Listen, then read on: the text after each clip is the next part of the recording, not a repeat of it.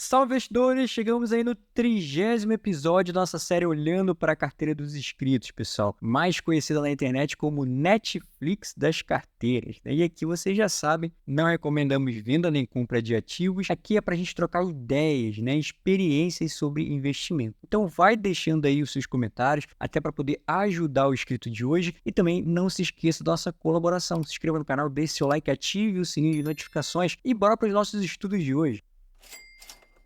Então, olhando aqui para a carteira em destaque hoje é do nosso amigo Ogeres. Muito obrigado por deixar trazer sua carteira de investimentos aqui no nosso vídeo de hoje. E ele diz aqui, tenho 40 anos, meu objetivo está buscando uma renda passiva, uma renda extra. Não quero parar de trabalhar, apenas me preocupo com o final do mês. Aporto aproximadamente entre R$2.000 e R$2.500. Aqui eu não sei se ele aporta de 2.000 a 25.000, eu acredito que seja 2.500 mensais, e a cada ano tenta aumentar esse aporte em 5%. Importante realmente você ir tentando, né, a cada ano aumentar os seus aportes. Isso é fundamental. Tem uma empresa de manutenção e vendas na área de telefonia e informática. O Ogeres é um empresário, pessoal. Legal isso aí, né? Me aventurei na bolsa no final de 2023 para 2024 e desde lá, com pouco conhecimento, girei muito a carteira, fazendo eu perder grana, né? E isso é verdade. Você ficar girando os seus investimentos, você acaba perdendo muito dinheiro, né? Com taxas, emolumentos. Mas aí tudo bem, paguei para aprender. Nesse período, fiz mentorias onde cada mentor segue uma estratégia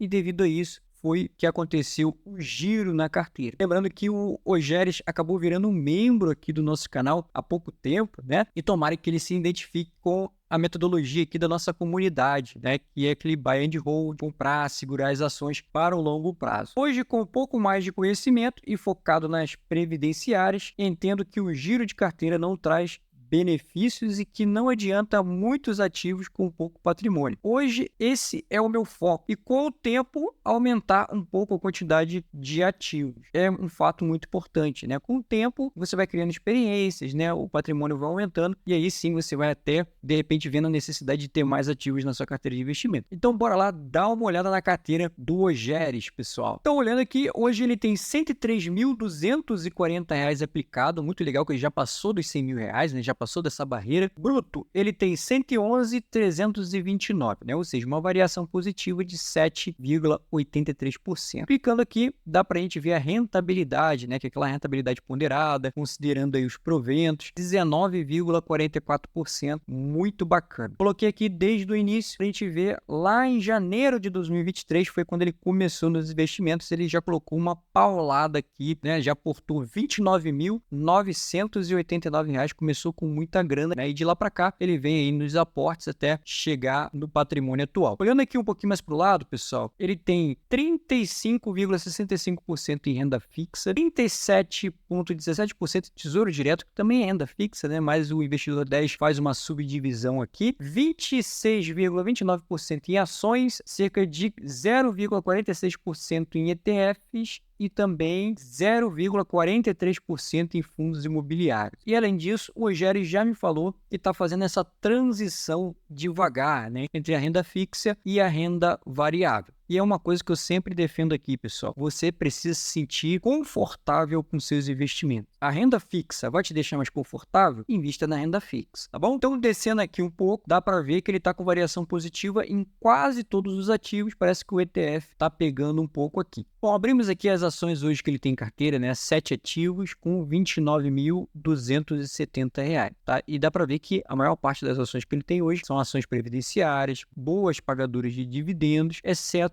a Lojas Americanas que está aqui embaixo, né? Que parece ser uma aposta da carteira dele, né? A famosa pimentinha da carteira, né? Talvez a Lojas Americanas seja mais que uma pimentinha, né? Seja uma pimenta mexicana. Lembrando que a Lojas Americanas não se enquadra muito na estratégia que ele menciona lá no início do vídeo em recebimento de dividendos, né? Já que a empresa não está pagando dividendos atualmente. E além disso, né? Só para lembrar, a empresa esteve envolvida em um escândalo de fraude contábil, tá? Então, por isso, a Lojas Americanas caiu muito a sua cotação nos últimos anos, tá? Só para a gente relembrar. Além disso, pessoal, se você entrar aqui, né, vejam que a Lojas Americanas nos últimos 12 meses caiu 93,48%. Tem um PL negativo. Em 2022, ela teve algo em torno de 12,91 bilhões de prejuízo. Aí deu uma melhorada em 2023, foi para 2,27 bilhões de prejuízo.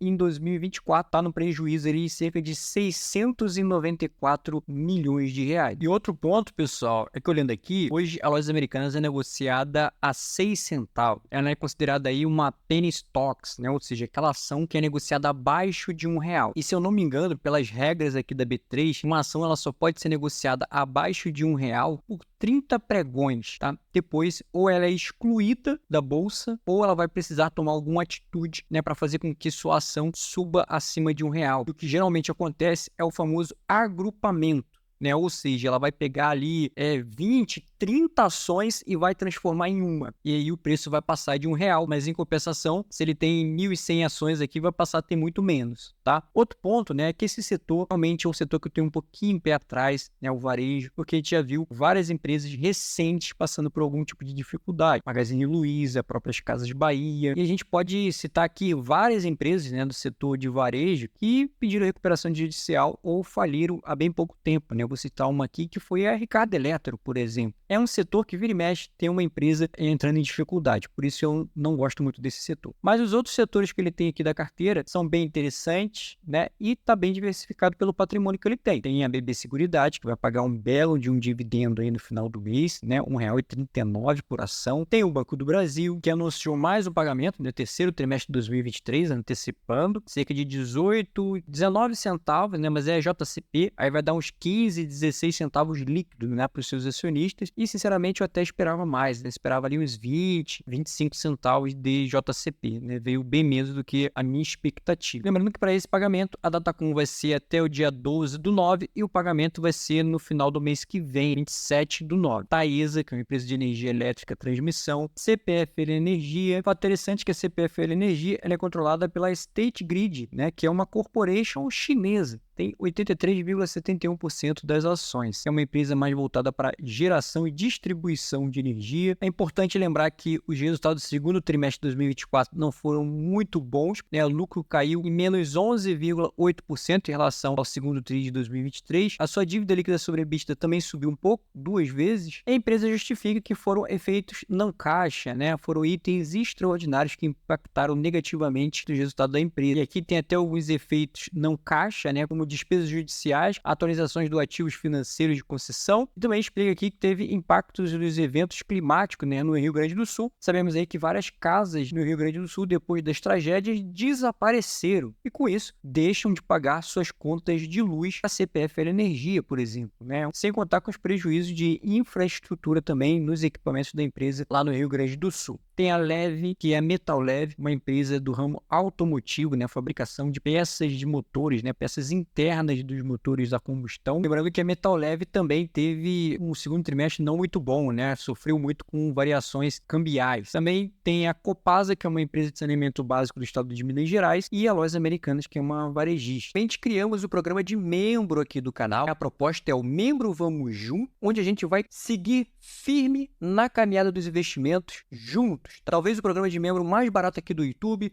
apenas R$ 7,99, bem baratinho. Você vai ter direito a selos de fidelidade, acesso antecipado a novos vídeos, prioridade na resposta dos seus comentários, planilha com projeções, preço teto das ações, selos exclusivos para membro e também um chat exclusivo lá no Telegram, dividido em subgrupos, ações, fundos imobiliários e renda fixa. Muito bacana. Vamos seguir juntos. No final das contas, eu gostei muito das ações que ele tem em carteira. Comprou muito bem a BB Seguridade. O Banco do Brasil também comprou muito bem. A própria Taesa, Metal Leve, apesar de estar caindo, eu acho que ele comprou num preço interessante. Copasa, eu acho que ele comprou muito bem. E chegamos aqui nos fundos imobiliários. Ele tem R$ 477 investidos, né? 5 fundos imobiliários. Tem bem pouco dinheiro aqui investido nos fundos, né? Parece que ele está entrando nesses ativos aqui agora, né, colocando os pés ali em fundos imobiliários. Ele tem até bons ativos, começando aqui pelo Gari. O Gari, pessoal, particularmente eu ando estudando um pouco mais desse fundo imobiliário. Na verdade, ele era Galg, né, e se transformou no Gari. Com isso, ele se tornou um fundo mais de renda urbana do que de logística, no final das contas, né, que se a gente olhar aqui um pouquinho mais para baixo, 49% logística e 51% em renda urbana. É um fundo que tem imóveis espalhados aí pelo Brasil, Rio Grande do Sul, São Paulo, Bahia, e talvez um ponto de atenção seja essa concentração aqui,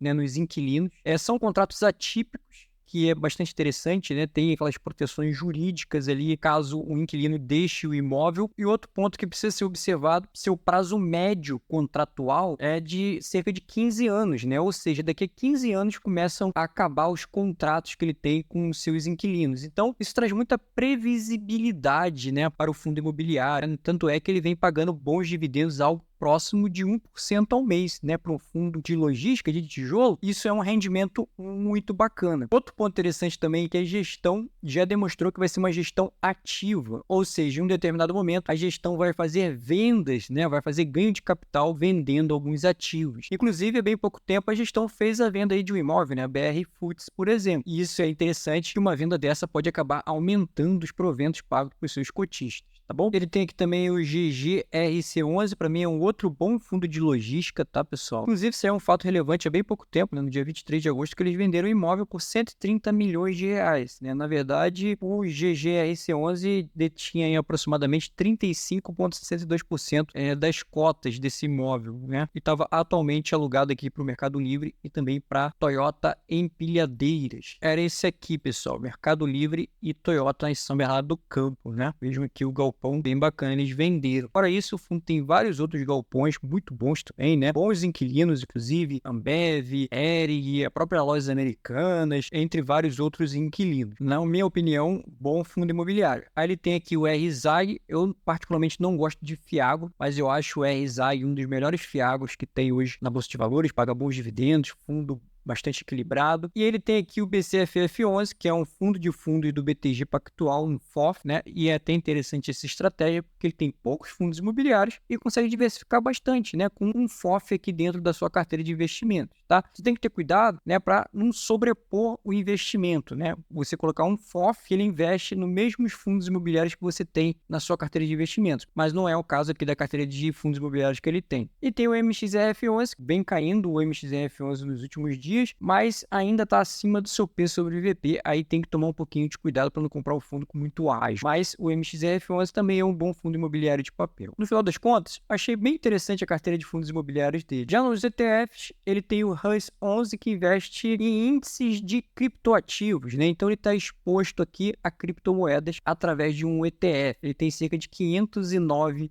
investidos, né? Mais do que no fundos imobiliários, por exemplo. E ele tem aqui Tesouro Direto, né? Cerca de R$41.385, bastante dinheiro no Tesouro Direto, e não é o Tesouro Selic, né? Por que eu estou falando isso? Porque o Tesouro Selic tem liquidez diária, ou seja, você pode tirar a qualquer momento. É claro, você paga o imposto de renda ali da sua rentabilidade no momento do resgate, mas você pode tirar, tem liquidez diária. Já esse tesouro aqui, IPCA 45 e IPCA 29, não tem liquidez diária, ou seja, você tem que esperar a data do vencimento para poder resgatar o seu dinheiro com a rentabilidade descontado do imposto de renda. Tá bom? Então é um dinheiro que vai ficar preso até a data do vencimento. Se você tirar antes, você pode tomar uma marcação ao mercado e até perder dinheiro. E passando aqui um pouquinho para baixo, ele tem cerca de R$39.686, dois ativos na renda fixa também, só que ele tem RDB do Nubank pós-fixado 100% CDI. E aqui, reparem que é RDB, né, que é o Recibo de Depósito Bancário, que é diferente do CDB, que é Certificado de Depósito Bancário. São ativos muito parecidos, mas mudam alguns detalhes, né, principalmente na liquidez.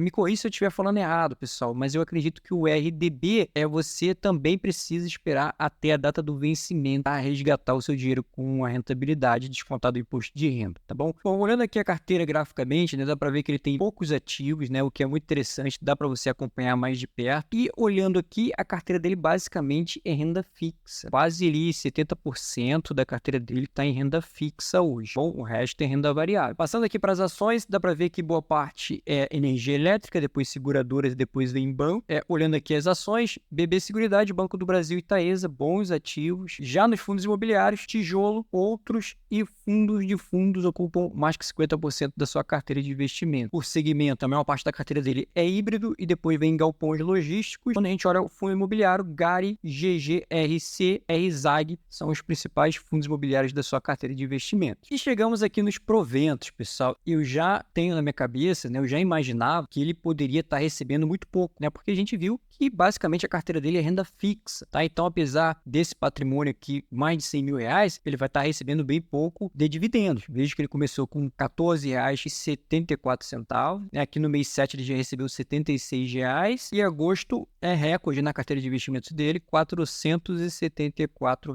E por que ele está recebendo menos do que deveria com esse patrimônio todo? Porque boa parte está em renda fixa, né? Que tem outra forma de rentabilizar a carteira de investimento. Né? Por exemplo, se a gente pegar lá o Tesouro Direto, lá em 2029, aquele Tesouro Direto vai vencer, vai voltar tudo para a conta dele com a rentabilidade, já descontado o imposto de renda. Aí ele vai pegar esse dinheiro e vai pensar em outro investimento de renda fixa e assim sucessivamente, tá? Então, é uma forma diferente de rentabilizar a carteira. Já os fundos imobiliários, as ações vão pingando os dividendos ali mês a mês, de forma trimestral, dependendo das suas ações, mas vai pingando aquele dinheiro ali durante o ano. Então, muita gente gosta de comparar, né, renda fixa com renda variável, mas é difícil esse tipo de comparação. São duas classes de ativos muito diferentes. Cada uma dessas classes de ativo tem seus pontos fortes e tem seus pontos fracos. Por exemplo, na renda fixa, ele não vai ter tanta volatilidade igual ele poderia ter se boa parte da carteira dele estivesse em renda variável, tá bom? Eu, particularmente, prefiro a renda variável, né? Mas eu respeito bastante quem gosta de renda fixa, quem se sente mais à vontade na renda fixa. Uma observação que eu faço para o Rogério, que na renda variável, apesar da volatilidade, é importante dar tempo ao tempo, né? Investir, acumular ativos, né? Sempre pensando em longo prazo. Eu vou puxar a experiência de estar analisando aqui, chegando na 30ª carteira de investimento. Geralmente, né, 90% das vezes que a gente viu aqui, pessoas colocando uma empresa, imaginando oportunidade, especulação, crescimento de patrimônio rápido, o que a gente vê é justamente o contrário.